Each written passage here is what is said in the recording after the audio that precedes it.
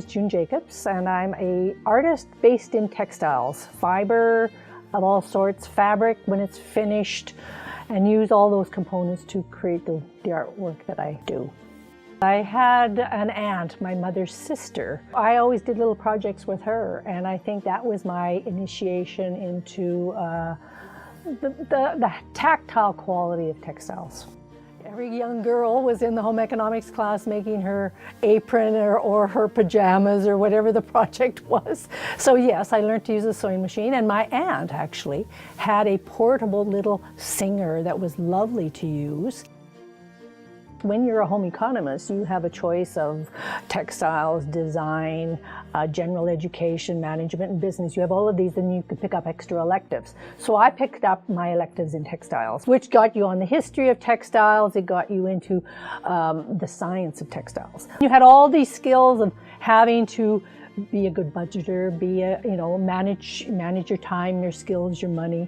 All of that became part of my basic background to moving, which eventually helped me in my own professional career as a gallery owner and an artist. Being exposed to them, as well as the administration of those programs, all of that contributed then to the final decision of opening my own business. And I started dyeing. My current preference, which is felting as a textile technique, and it's the oldest technique, pre-machines.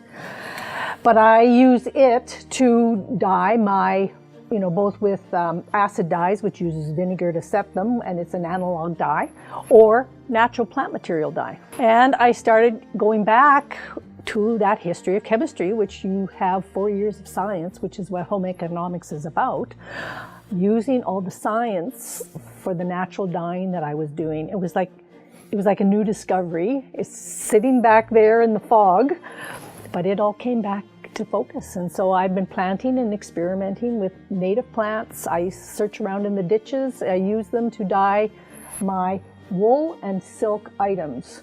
And I buy yardage silk, and then I felt into it, and then I use natural dyes. So I've spent the last probably 10 years playing with that whole aspect that I wasn't incorporating before. Before I was buying commercially dyed fleeces or commercially dyed fabrics and using them. Now I'm doing my own.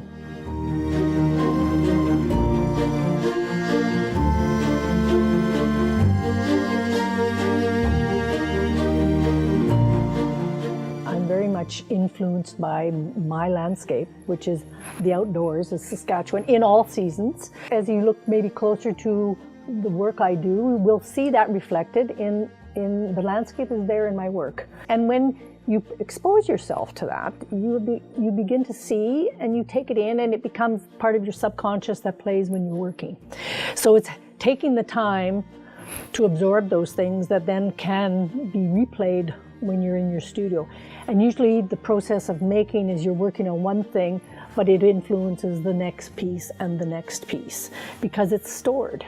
And so as a textile artist, I work at different stages of the process at different times. So I may be doing some dry work, laying the pieces out. At the same time, I have a different piece that might be wet felted, and maybe others. I build a piece in stages.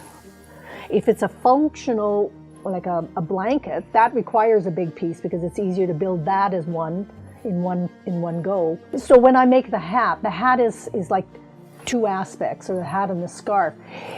The hat part is made over a form that I'm building. So I've used that, but I saved enough of the same dyed fleece to make the scarf and the wristlets.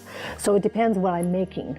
If it's all one big flat piece, then it'll all be done at once. If it's multiple pieces, I save the fleece and make things in different stages.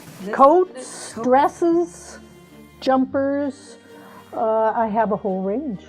Skirts, tops, hats, scarves, gloves, pretty much. And then sculptural pieces, wall pieces, and sculptural vessels, which is really, a sculptural vessel is really like a hat, but made a little bit more rigorous because you don't have the support, your head to support the form. You need to have it support itself. I really don't make multiples of anything. I mean, I have no interest, and I don't even think I could.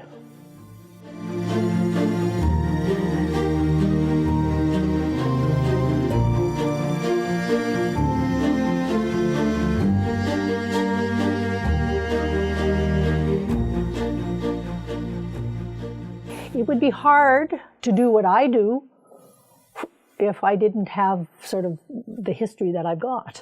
To start where I am now, that's a difficult stand for young people. It's not easy to get either facilities or, own a home and have studio space. If you're looking at the urban situation, it's very expensive. I've been very fortunate, and that has to do with the selection of the artists' work I carry, and they wanting to know and wanting to follow what artists are doing. The Artisans Craft Market Cooperative is a cooperative of artists. I took over in 2007. I was a participant, but I wasn't the organizer then. The artists formed a cooperative, had their own venue, and for years it was held at the Field House, then it was back at TCU Place, and now we're at our home at the German Cultural Center. But really, the organization or the cooperative was formed in 1979. It is artists who are there selling their work, sharing their expertise. It's been a successful show. We've gone through ups and downs as the economy fluctuates. We've managed still to hang on in this day when most people are buying online, or most people like our generation are topped up and want to downsize and get rid of things. And we're trying to find now this younger, newer audience who has the economic means to buy art, but doesn't really have the knowledge. So it's trying to find ways to meet them. And that's the challenge of artisans. You spend a lot of time with other artists, sharing, working through something that you haven't, and they'll see something that has not been obvious to you, and will lead you to, again, another way of approaching what you've been stumbling with. So it's that dialogue that you share with other artists that's really helpful. Sometimes the trick of being an artist is knowing when to stop and let this piece and then the next piece, it informs the next piece you make. But in your head as an artist, it's pretty much always about the next piece. And I love the customers. That's why I've been doing this for 37 years.